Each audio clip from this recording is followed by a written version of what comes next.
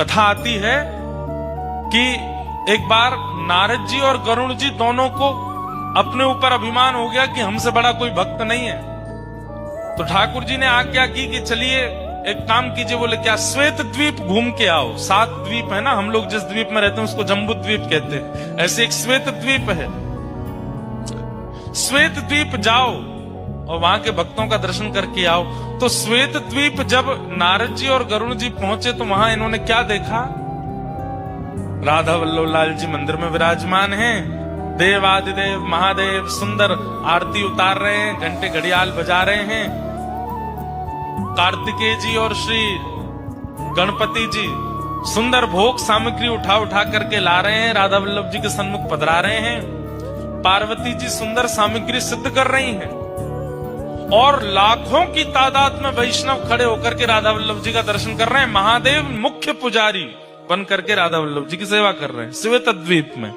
दूर खड़े होकर के नारद जी और गरुड़ जी इसका दर्शन कर रहे थे।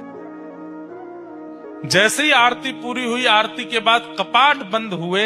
कपाट बंद होते ही जितने दर्शनार्थी थे सब मूर्छित होकर गिर पड़े। केवल 2 खड़े रह गए। कौन? नारद जी और गरुड़ जी। अब ये दोनों एक दूसरे को चेहरा देखें, ये क्या हुआ? ये सब एक साथ मूर्छित हो गए। सबके पास जाकर के श्वास देखी, नब्ज देखी तो सबके प्राण जा चुके हैं।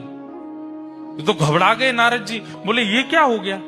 थोड़ी देर में शंकर जी फिर आए और फिर से जैसे ही कपाट खोले, कपाट खुलते सब पुनः जीवित होके खड़े हो गए। नारद जी ने जाके शंकर जी को प्रणाम करके कहा, भगवान ये कैसी लीला? बोले भैया किसी के प्राण अन्न में बसते हैं, किसी के धन में बसते हैं, किसी की वायु में बसते हैं, किसी के जल में बसते हैं। श्वेत द्वीप के दर्शनार्थियों के प्राण राधा वल्लभ जी में बसते हैं। जब राधा वल्लभ जी सामने होते हैं तो ये जीवित रहते हैं और जैसे ही राधा वल्लभ जी के दर्शन अनवसर होते हैं इनके प्राण निकल जाते हैं। तब नारद जी का अभिमान भंग हुआ कि मैं भक्त हूं। भैया ठाकुर जी को देखे बगैर मैं तो खूब जीवित रह लेता हूं, मैं कैसा भक्त? भक्त तो ये हैं जो ठाकुर जी को देखे बिना एक क्षण रह ही नहीं पाते, जीवित ही नहीं रहते।